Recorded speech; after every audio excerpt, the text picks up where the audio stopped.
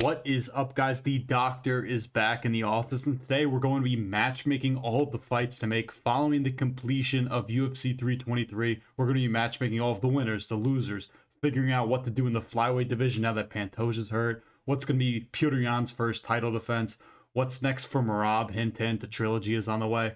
Don't forget to like, comment, subscribe. Again, I appreciate all of the support on social media, especially on Instagram. We're doing really well on Instagram right now. TikTok's also doing pretty consistent. Again, remember to subscribe. We're going to be putting out a ton of content over Christmas break for the holidays. Again, Merry Christmas to all of you. Hope you all had a great Thanksgiving and enjoyed UFC 323. But let's start off with the obvious fight to make.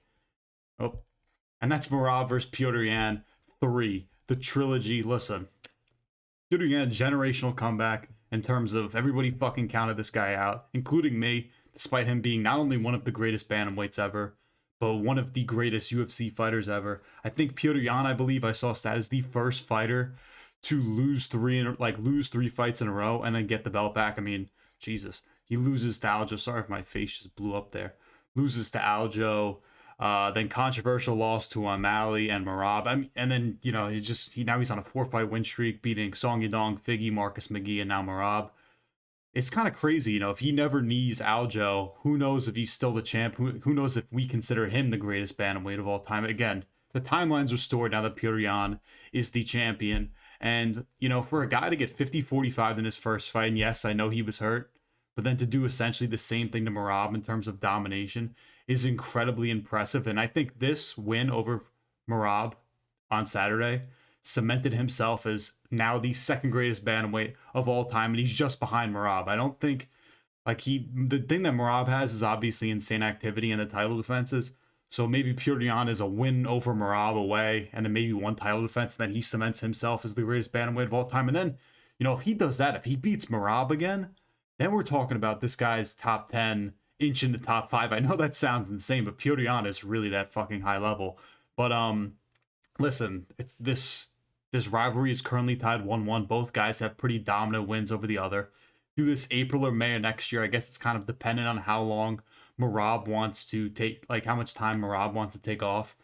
And you know that if and I'll say this, kind of cap this part of the video off. You know, if Sean O'Malley KOs Song Yadong at UFC 324 in January, there's going to be a massive push to get this guy a title shot, because obviously there's history between Petr Yan and Sean O'Malley. Very controversial decision there where Petr Yan really should have won, but they fucking gave it to Sean O'Malley.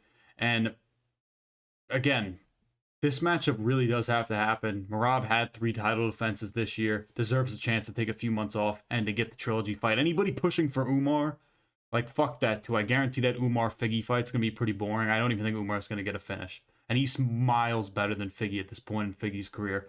But, listen, the UFC probably wants Petr Yan to win this when the trilogy is set up. They want that Sean O'Malley matchup. They want 2 extremely entertaining fighters that aren't going to fucking grapple at all and that are just going to stand there and bang.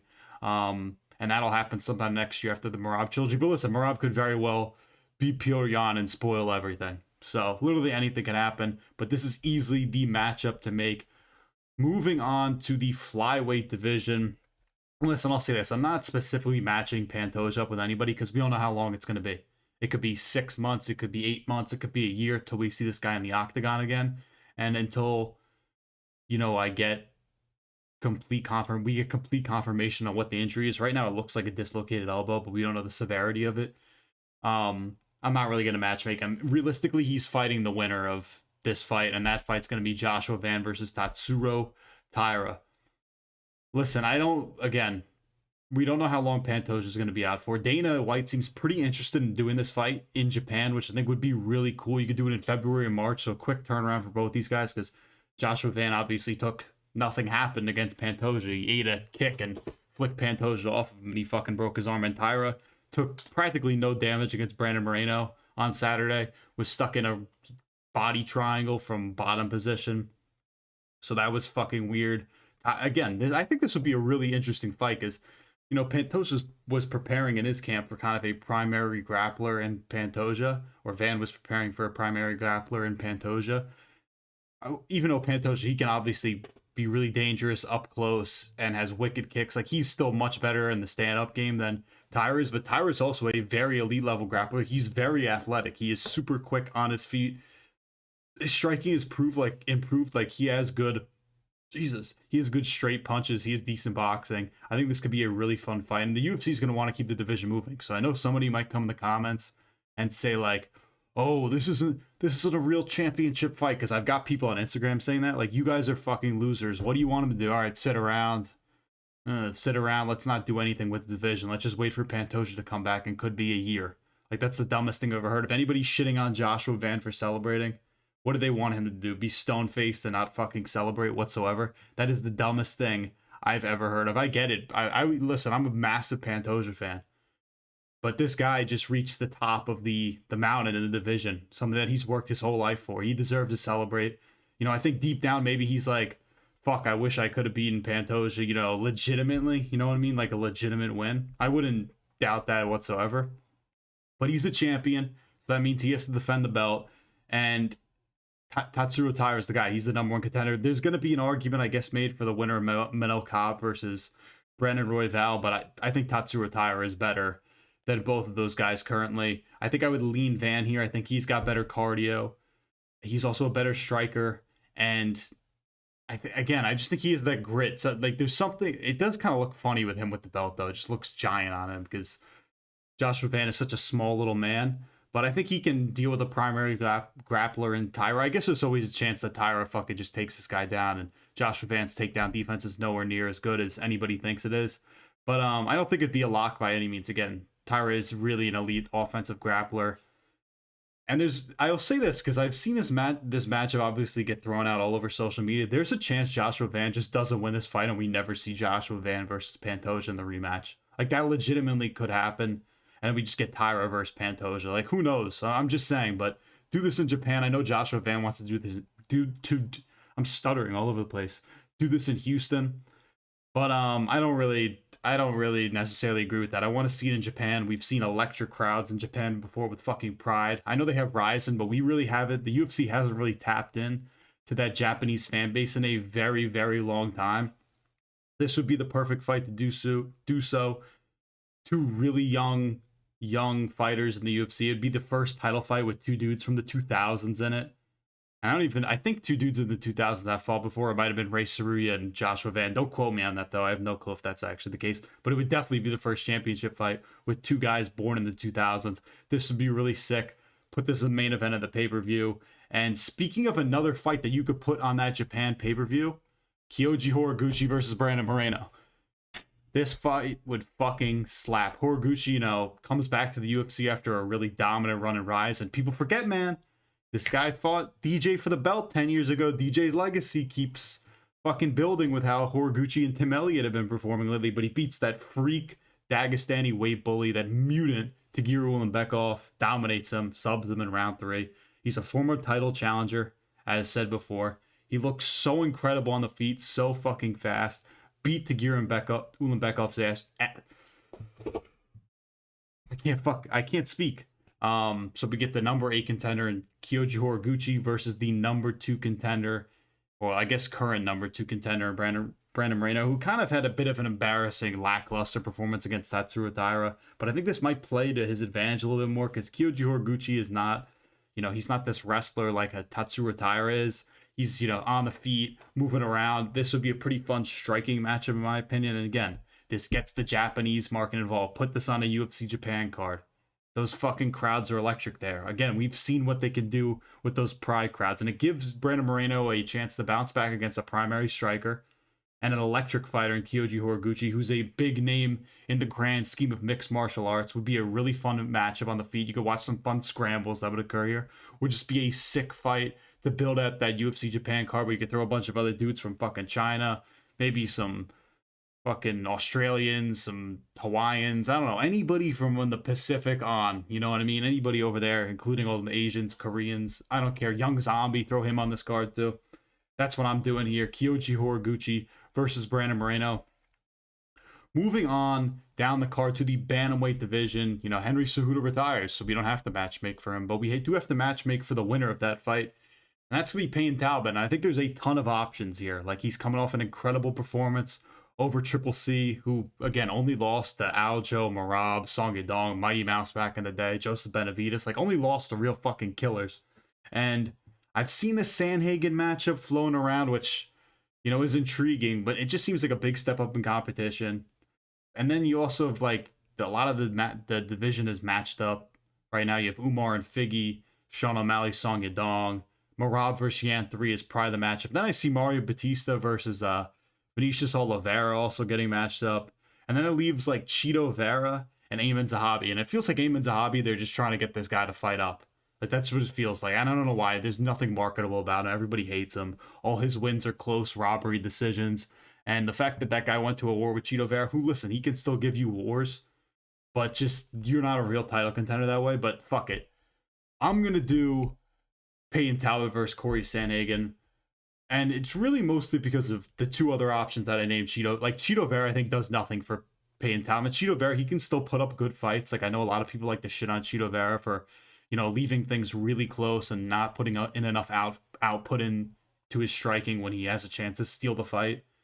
But, like, realistically, Payton Talbott beats Cheeto Vera, who's a primary striker. You're like, You know, Cheeto Vera is not that well-rounded.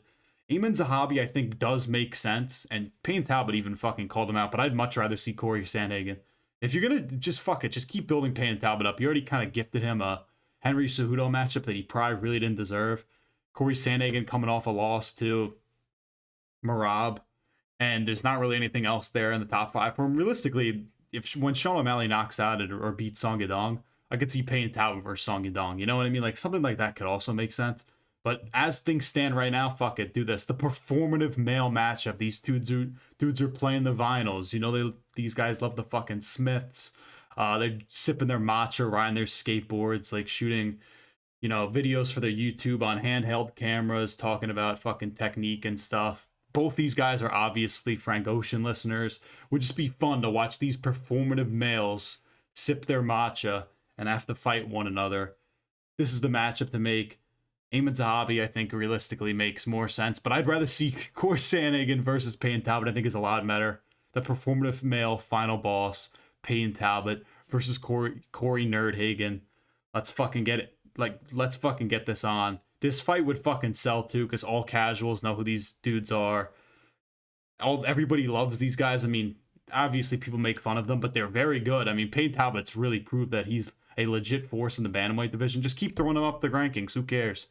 You know, he's proven that he can fight, and you throw this on the Oliveira versus Holloway card. Or put this on March. You know what I mean? It matches up with the timelines. You know what I mean? I guess Zahabi again too. Ayman Zahabi is the only other guy that makes sense. Cheeto Vera does fucking nothing here. But let's do the matcha performative male vinyls, skateboards, fucking drinking out of hydro flasks. Like, these two dudes, put them in a matchup would be a barn burner shit. You could put this as a main event of a fight night if you don't want to put this as a feature fight on Holloway versus Oliveira. But that's what I think. Performative male matchup, matcha drinking, Payton Talbott versus Corey Nerdhagen. Moving on to the first fight on the main card, and that's Jan Blachowicz and Bogdan Guskov. And listen, I could probably have gotten more creative here, but I'm just rematching them again. I saw like Jan Blachowicz versus Jamal Hill, I guess kind of makes sense, and like Guskov could fight like a Rakic. But fuck it, I want to see Jan Blachowicz get his get back here, because he really was the better fighter. I mean, he won 2 rounds in this fight. I know he kind of got bitched around in the second round. It got 10-8'd. But he was the better fighter. Scorecards hate this guy so much, even though it was reasonable.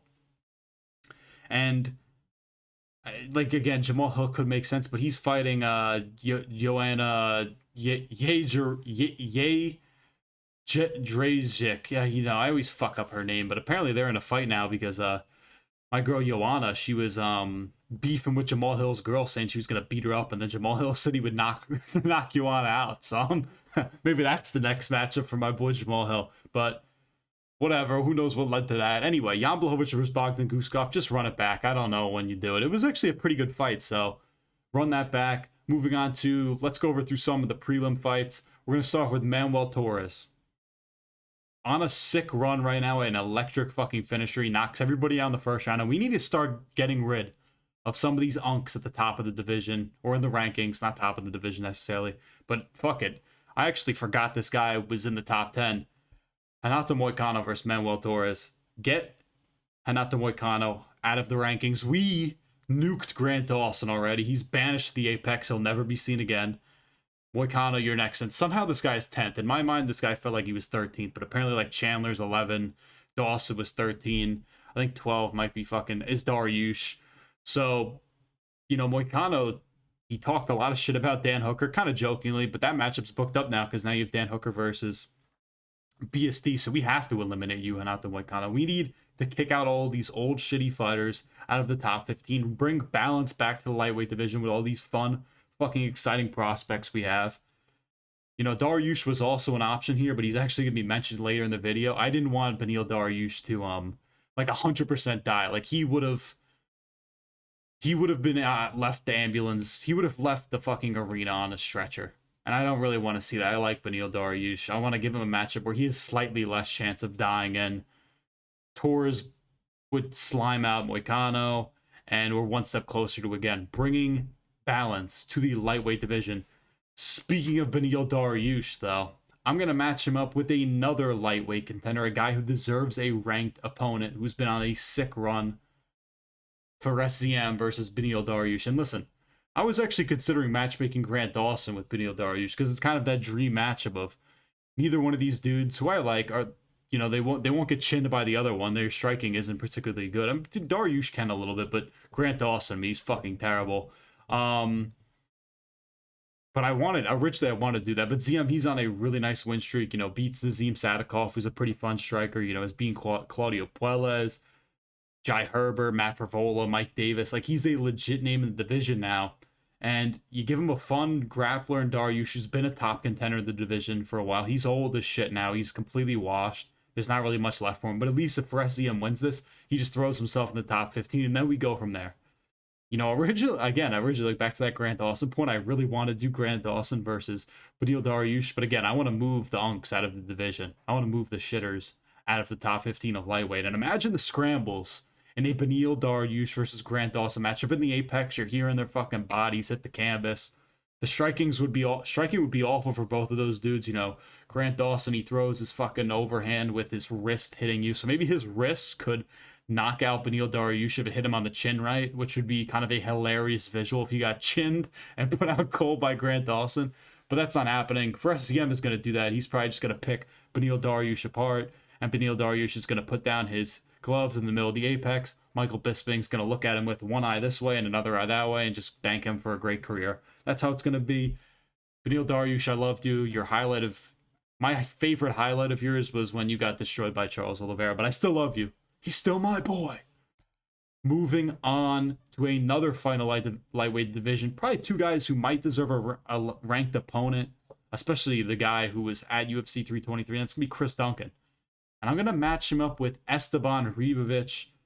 Listen, both these dudes have kind of like a case to fight a ranked guy, especially Chris Duncan. He's on a really nice run again. I know I've said a lot of dudes in lightweight are on nice runs, and that's because, people want to shit on the lightweight division.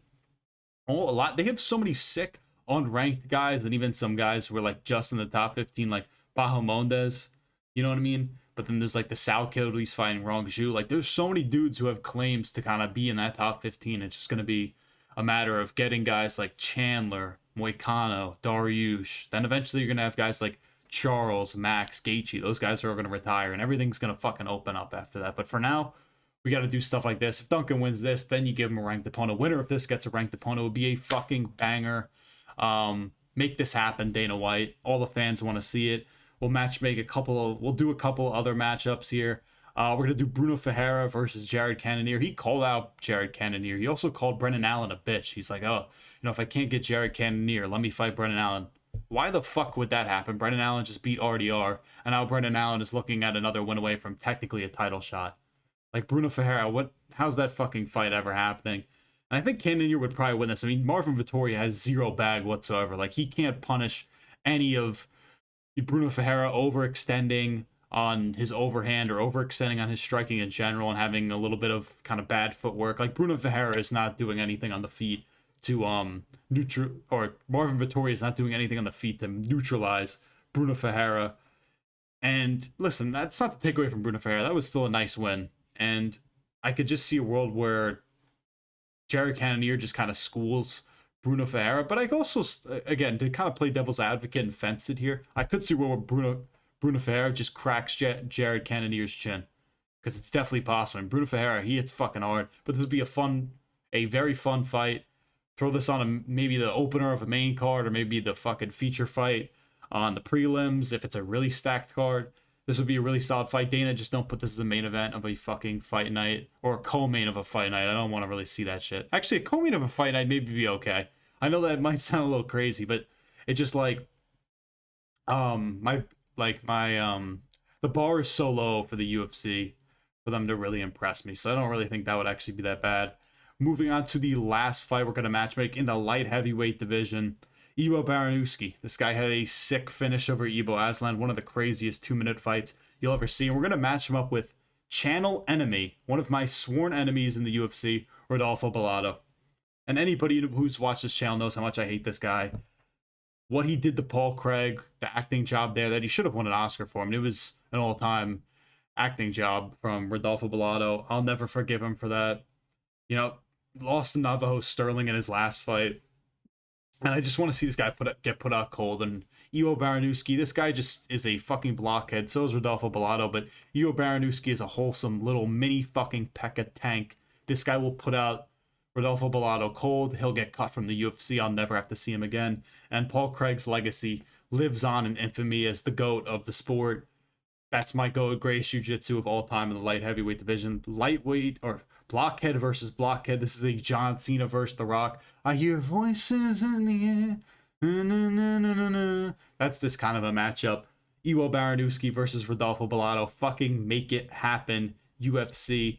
That's my matchmaking, though. Let me know what you guys think in the comments. Remember to like, comment, subscribe, follow the Instagram, follow the YouTube, follow the Twitter, follow the TikTok, follow everything, because we're going to keep banging out content.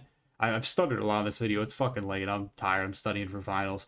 But that's what I do for you guys. I put out videos like this, even during finals week. Leave any comments. DM me if you got any suggestions for content. Again, thank you all for watching. Remember to like, comment, subscribe. The Doctor is signing out.